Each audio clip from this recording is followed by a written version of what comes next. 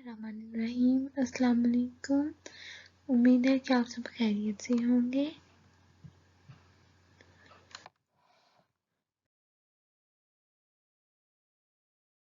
कहती हूँ पेपराडाइन school network cyber campus में मैं आपको ऑनलाइन क्लासरूम में शामिल कहती हूँ। मकासिद इस सबक के इख्तिताम पर तलबा इस काबिल हो जाएंगे कि सबक का मफहूम जान सकेंगे, नए और मुश्किल अल्फाज के मायने जान सकेंगे। जी तो प्यारे बच्चों, आज का हमारा उन्वान है शहद की मक्खी और ये एक नज़म है जिसको हमारे कौमी शायर इल्लामा इकबाल ने लिखा है। शेरबंद एक है इस फूल पे बैठी, कभी उस फूल पे बैठी, बतलाओ तो क्या ढूंढती है शहद की मक्खी। इसमें इल्लामा इकबाल हमें कहते हैं कि जो शहद की मक्खी है वो कभी एक फूल पे बैठती है तो कभी फिर उड़ती है वहां से तो दूसरे फूल पे बैठ जाती है। बतलाओ तो क्या ढूंढती है। तो इल्लामा इकबाल जो शायर हैं वो हमसे सवाल करते हैं कि आपको पता है कि वो जो हरकत कर रही है, कभी एक जगह जाती है कभी दूसरे फूल पे जाती है, तो उससे हम क्या अंदाजा कर सकते हैं, हम क्या सोचते हैं कि वो क्यों ऐसे कर रही है, क्यों उड़ रही है। शहद की मक्खी ऐसे क्यों कर रही है, वो क्या चीज ढूंढ रही है। शेर नंबर 2, क्यों बाग में आती है बतलाओ तो जाने, क्या लेने को आती है ये समझाओ तो जाने। इसमें शायर कहता है कि शहद की मक्खी का बाग में आने का क्या मकसद है। इसमें शायर हमसे सवाल कर रहा है, हमसे पूछ रहा है कि आप सोचें, इस बात पे गौर करें कि जो शहद की मक्खी है क्यों बाग में आती है, बतलाओ तो जाने। कि अगर आप इस चीज का जवाब दे दो, इस बात का जवाब दे दो तो फिर हम समझ जाएंगे क्या लेने को आती है ये समझाओ तो जाने। कि शायर कहता है कि क्या आपकी समझ में ये बात आ रही है, समझ बूझ में, कि वो मक्खी जो है वो बाग में क्यों आती है और वो क्यों उड़ती फिरती है। शेर नंबर 3, बेसुध नहीं बाग में इस शौक से उड़ना, कुछ खेल में ये वक्त गवाती नहीं है। गवाती का मतलब होता है जाया करना। बेसुध नहीं है बगैर किसी मकसद के, उसका जो बाग में इस शौक से उड़ना है, बाग में मतलब कि वो कभी एक फूल पे बैठती है कभी दूसरे फूल पे बैठती है, कभी आती है कभी जाती है, तो वो कह रहे हैं कि इसका ये उड़ना जो है वो बेमकसद नहीं है और ना ही उसको ऐसा करने का शौक है कि वो किसी शौक की वजह से उड़ती फिर रही है।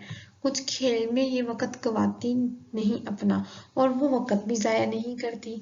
जो शहद की मक्खी है ना तो वो बेमकसद बाग में आती है, ना उसको उड़ने का शौक है इस तरह, और ना ही वो अपना वक्त जो है वो खेल में जाया करती है। तो फिर वो शायर का कह रहा है कि इसका आप सोचें कि उसका इस तरह उड़ने का मकसद क्या है। शेर 4, करती नहीं कुछ काम अकल तुम्हारी, हम तुमको बताते हैं सुनो बात हमारी। तो इसमें शायर कहता है कि अगर आपको समझ में ये बात नहीं आ रही, आपके जो अगर आपकी अकल में आपकी समझ में ये बात नहीं आ रही कि वो अपना वक्त जो है वो किस चीज के लिए लगा रही है, वो जो बार बार बाग में आ रही है वो किस काम के लिए आ रही है, अगर आपको इस बात की समझ नहीं आ रही तो हम तुमको बताते हैं कि मैं फिर उस चीज को बताता हूँ तुम्हें कि वो बाग में क्या करने आती है, तुम मेरी बात को बहुत गौर से सुनो। शेर नंबर 5, कहते हैं जिसे शहद वो एक तरह का रस है। अब शायर हमें कहता है कि जो हम शहद खाते हैं ना वो एक तरह का रस है, रस होता है मीठा, तो वो कह रहे हैं कि वो एक तरह का रस है, आवारा इसी चीज की खातिर ये मगज है। मगज का मतलब होता है गर्दिश में, हरकत में रहना।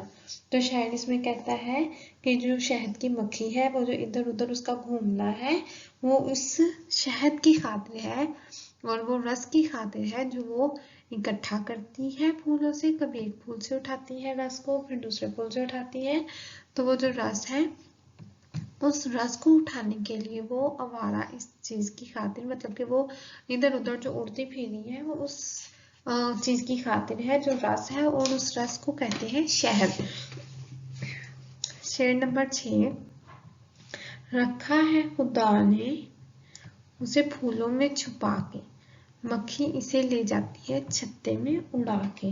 तो अब शायद इसमें कहता है कि अल्लाह ताला ने जो शहद है, जो ये रस है जिसको मक्खी ढूंढती है, कभी इधर आके कभी उधर आके, फूलों से बाग में जा जाके, तो वो कह रहे हैं शायर कि वो जो रस है ये खुदा ने उसे फूलों में छुपा के रखा हुआ है। वो फूलों के ऊपर जब बैठती है तो वो वहां से रस को निकालती है, मक्खी से ले जाती है छत्ते में उड़ा के। तो मक्खी जो है वो उसको, वो जो रस है उसको वहां से कभी एक फूल पे आती है, वहां से चूसती है, फिर दूसरे फूल पे जाती है, वहां से चूसती है, और फिर उसको छत्ते में ले जाती है। छत्ता होता है जहां वो शहद को जमा करती है, वो मोम का बना होता है। जो छत्ता होता है वो बाद में जब उसका शहद निकाल लेते हैं तो वो मोम बन जाते हैं, जैसे मोमबत्तियां बनती हैं। ठीक है, तो इसमें शायद कहता है कि खुदा ने जो फूलों में छुपा के रस रखा हुआ है, मक्खी वो ढूंढती है, शहद की मक्खी, और उस रस को एक एक फूल से उठा के इकट्ठा करके तो अपने छत्ते में ले जाती है, वहां वो उड़ के चली जाती है।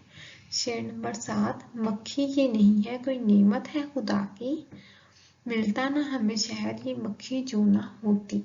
तो इसमें शायद फिर बयान करते हैं कि मक्खी जो है ना सिर्फ एक शहद की मक्खी नहीं है, ये कोई नेमत है, अल्लाह ताला की बहुत बड़ी नेमत है, क्योंकि मिलता ना हमें शहद ये मक्खी जो ना होती। क्योंकि अगर मक्खी ना होती तो हमें कभी भी शहद ना मिल सकता, क्योंकि शहद तो कोई ऐसी चीज नहीं है जो हम सालन की तरह पका लें, या जैसे हमारे जूस बनते हैं वैसे बन जाए, या जैसे हम बोतल पीते हैं तो वो बोतल की तरह हम बना लें, या फिर कोई फ्रूट, कोई फल है तो उसका जैसे हम जूस निकाल लेते हैं। तो शहद तो ऐसी चीज नहीं है कि उसको हम ऐसे निकाल सकते या बना सकते। तो शहद एक खास चीज जो सिर्फ शहद की मक्खी ही बना सकती है।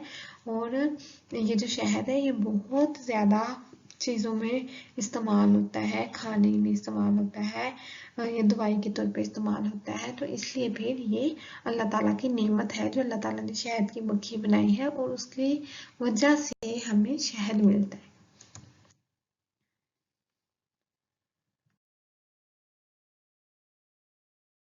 नंबर 8, इंसान की ये चीज गज़ा भी है, दुआ भी, कुव्वत है अगर इसमें तो है इसमें शिफा भी। इसमें शायर शहद की अहमियत बयान करते हुए कह रहा है कि ये इंसान के लिए ना सिर्फ गज़ा है, गज़ा होती है खुराक, हमारी खाने वाली चीज़, और ये हमारे लिए गज़ा भी है और दुआ भी है। और इसी तरह शायर कहता है, दूसरे बंद में कहता है कि ये हम गज़ा के तौर पर भी इस्तेमाल करते हैं, दुआ के तौर पर भी इस्तेमाल करते हैं, और खुदा ने इस नेमत में ताकत भी रखी है और इसमें शिफा भी रखी है।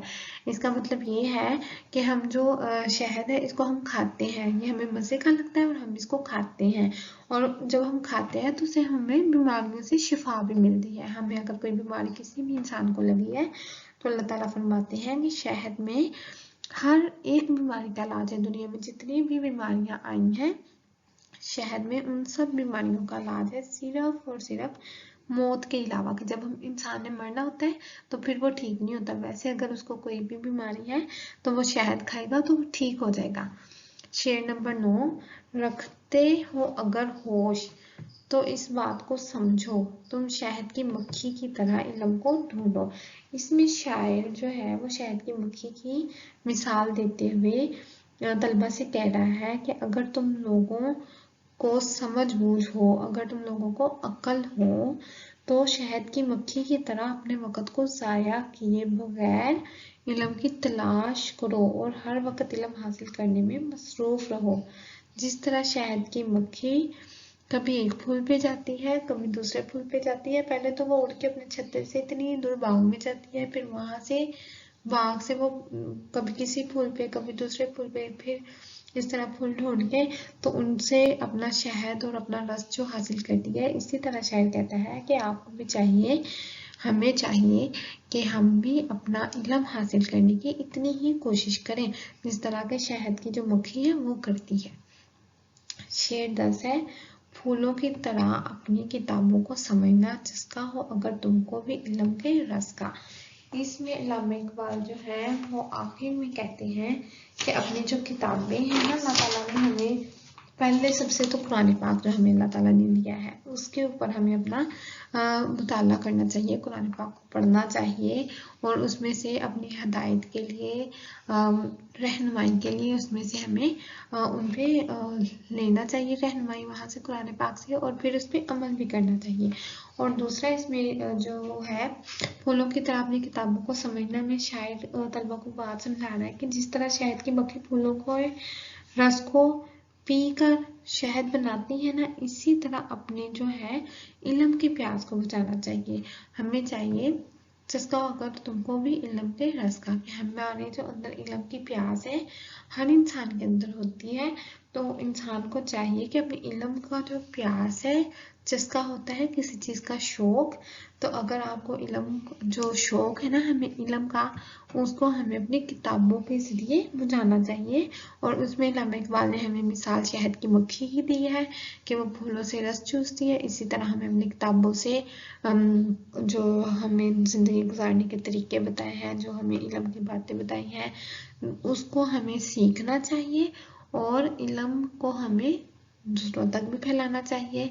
और इल्म को हमें रस की तरह, जैसे इल्म मक्खी रस चूसती है, इसी तरह हमें इल्म हासिल करना चाहिए।